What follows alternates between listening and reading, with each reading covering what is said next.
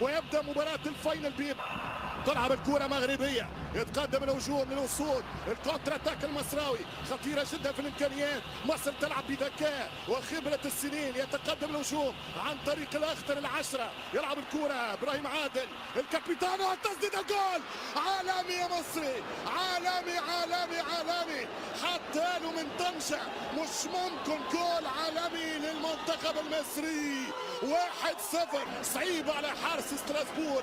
هذه الكرة، هذه الصدة ملا كرة ملا شوطة ملا هدف عالمي للمنتخب المصري. 1-0. نعم هو محمود صابر بيساره في ثاني هدف وهذه بيمينه، ولكن هو يلعب في الجهة اليسرى.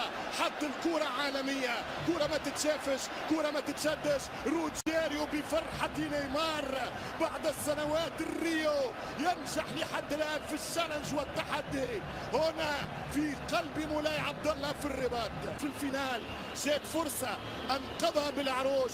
الكرة الثانية كانت عالمية من اللاعب محمود، فازت بها الجابون على المغرب 2-1. 2015 3 أهداف في الفينال، نفس السكور بين الشيبو بين هيثم فاروق